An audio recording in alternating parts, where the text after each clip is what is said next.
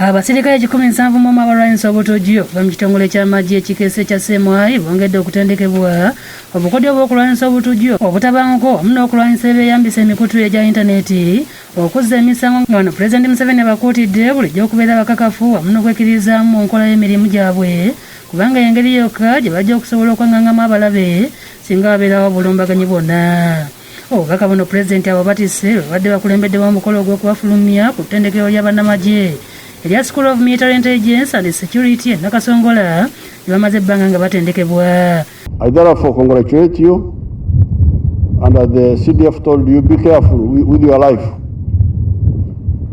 Don't go for alcohol, don't go for women, don't behave recklessly in this corona so that you survive and you work for the army. It's now my honor to pass out the 171 graduates in the course of counter-terrorism organized by CMI. Congratulations. Pulezidenti Museveni abayozayozezza olw'okumaliriza omusomo guno kyokka n'abategeeza nti omulwanyi yenna akakodyo kasooka okutendekebwa kakokwekkiririzaamu olwo ebirala ne bigoberera agamba ng'enkozesa y'okulwanyisa entuufu engeri y'okwekuumamu okukuba obulungi omulabe wamu n'okukozesa obwangu mu buli kikolebwa. Because cowardice comes because you are not sure whether you will die or survive. Using cover,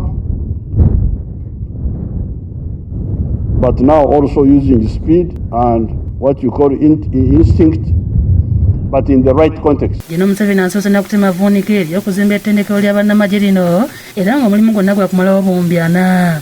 Bw'atyo yeebazizza Major General Agataliikonfuufu akulira ekitongole ky'amagye ekikeese kya Chieftains of Military Intelligence olw'okufuba okulaba nti aba UPDF bennyini be batendeka abasirikale bano ekiyambye ennyo okubongera obukugu. Major General Kandiha akakasiza Pulezidenti kino kye kibingi ekisoose okutendekebwa abakugu ba UPDF era nga kino kigendereddwemu okulaba nga eggwanga lyongera okuteeka amaanyi mu kulwanyisa ebikola eby'ekitujju. Bw'atyo n'asaba gavumenti okwanguyiriza okuteekawo ettendekero lya Military Intelligence and Security kiyambeko okwongera ku bungi bw'abatendekebwa. This pass out comes at a critical time when the country is faced with multifaceted threats to national security, including domestic and international terrorism, natural calamities, politically motivated violence, among others. General Mbadinga yakuduumira eggye lya UPDF ategeeza nti okuwa abasirikale obukugu kyakuyamba nnyo mu kwongera okukuuma obutebenkevu ku ssemazinga Africa. The critical role played by intelligence in the success of operations cannot be overstated. Therefore, military intelligence must remain steadfast in performing its cardinal role of providing early warning on imminent threats. Agaseeko nti oli basaasaanya ssente nnyingi ku bakugu abaleetebwa okuva emitala y'amayanja okubangula abasirikale ba kuno naye ku mulundi guno bakekkereza ebyeyambisizza ab'eggye lya UPDF.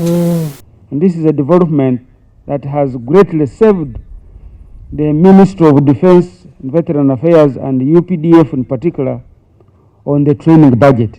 Robina Nantale yakusakidde guleno ku lwa Bukedde TV.